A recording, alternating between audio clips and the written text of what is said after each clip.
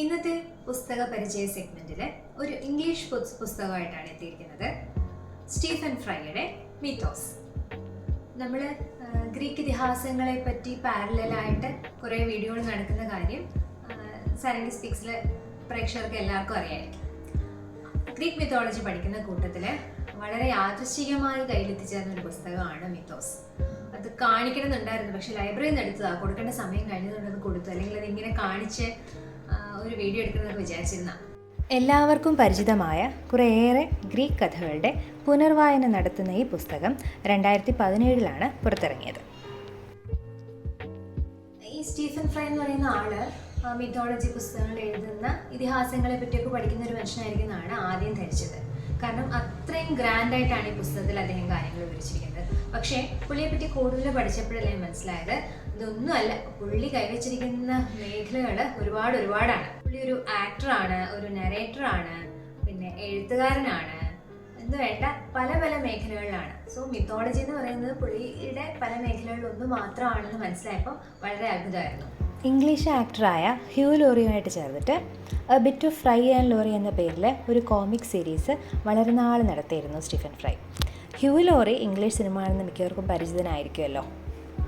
എഴുത്തുകൊണ്ട് എന്ന പോലെ തന്നെ ശബ്ദം കൊണ്ടും വിസ്മയിപ്പിക്കാറുണ്ട് സ്റ്റീഫൻ ഫ്രൈ. ഹാരി പോട്ടർ സീരീസിലെ പുസ്തകങ്ങളുടെ എല്ലാം ഓഡിയോ ബുക്സിൽ ശബ്ദം നൽകിയിരിക്കുന്നത് സ്റ്റീഫൻ ഫ്രൈ ആണ്. ഗ്രീക്ക് ഇതിഹാസങ്ങളെപ്പറ്റി വിവരിക്കുന്ന 4 ബുക്കുകളുടെ ഒരു സീരീസ് ഉണ്ട്. അതിലാദ്യത്തേതാണ് മിത്തോസ്, രണ്ടാമത്തേത് ഹീറോസ്, മൂന്നാമത്തേത് ട്രോജൻ യുദ്ധത്തിൻ്റെ കഥ പറയുന്ന ട്രോയ്, ഏറ്റവും അവസാനം ഒഡീസിസിൻ്റെ കഥ പറയുന്ന ഒഡീസി. അത് 2024 പുറത്തിറങ്ങിയത്. ആ 4 എണ്ണം കൂടി ചേർത്ത് വായിച്ചാൽ ഒരുമാതിരിപ്പെട്ട ആൾക്കാർക്കൊക്കെ ഗ്രീക്ക് ഇതിഹാസങ്ങളെ പറ്റി ഒരു ധാരണ കിട്ടുന്നുള്ള കാര്യം ഉറപ്പാണ്. ഞാൻ എല്ലാം വായിച്ചിട്ടില്ല, മിത്തോസ് മാത്രമേ വായിച്ചിട്ടുള്ളൂ. ബക്കറ്റ് ലിസ്റ്റ് അല്ലെങ്കിൽ വായിക്കാൻ കരുതിയിരിക്കുന്ന പുസ്തകങ്ങൾ ബാക്കി 3 എണ്ണം ഉണ്ട്.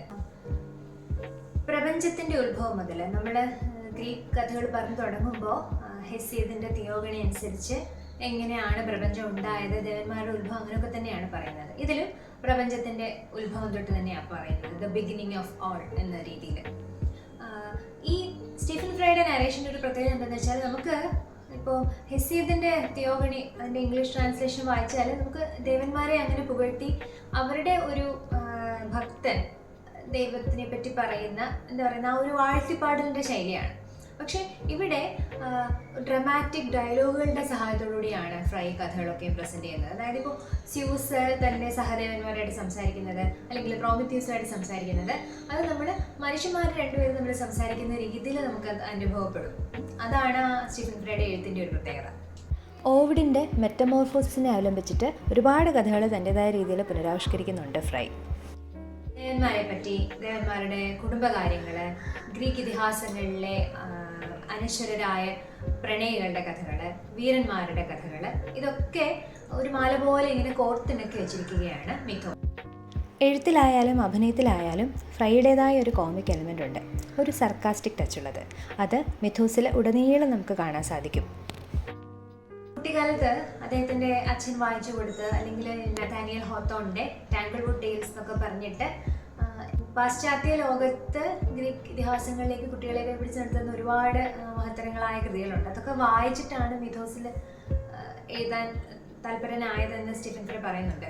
പിന്നെ പുള്ളി പറയുന്നത് വലിയ ക്ലാസിക്കുകളെ പറ്റി വലിയ അവഗാഹമൊന്നുമില്ലാത്ത ആൾക്കാർക്ക് പോലും ഈ പുസ്തകം വായിക്കാം, ഗ്രീക്ക് മിത്തോളജിയുടെ ലോകത്തേക്ക് കടന്നില്ല എന്നാണ്.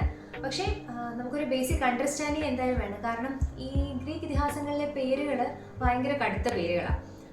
1-2 തവണ നമുക്ക് വായിച്ചാലേ അത് മനസ്സിൽ നിൽക്കത്തുള്ളൂ. പുള്ളി അത് രസകരമായിട്ട് കഥ അവതരിപ്പിക്കുന്നുണ്ടെങ്കിലും ഇന്ന ആളിനെ പറ്റിയാണ് ഇപ്പോൾ പറഞ്ഞത്, ആ ആളുടെ പേരെന്തായിരുന്നു എന്ന് നമുക്ക് ഒരു സംശയം ഉണ്ടാകാൻ സാധ്യതയുണ്ട്.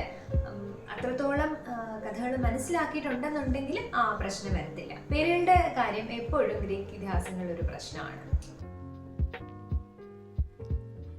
വളരെ ഇഷ്ടപ്പെട്ടൊരു കാര്യം എന്താണെന്ന് വെച്ചാൽ 2 മാപ്സ് കൊടുത്തിട്ടുണ്ട്. ആ ഏൻഷ്യൻ ഗ്രീക്ക് ആ കാലത്തെ പറ്റി നമുക്കിപ്പോൾ ഓരോ സ്ഥലങ്ങളുടെ പേര് പറയുമ്പോഴും കടലിനോട് അടുത്താണോ, ഇത് ഏതിനോട് അടുത്താണെന്ന് കാണിക്കാൻ പറ്റിയ രീതി. കഥകൾ തുടങ്ങുന്നതിന് മുമ്പായി കൊടുത്തിട്ടുള്ള 2 മാപ്പുകൾ വളരെ സഹായിക്കും.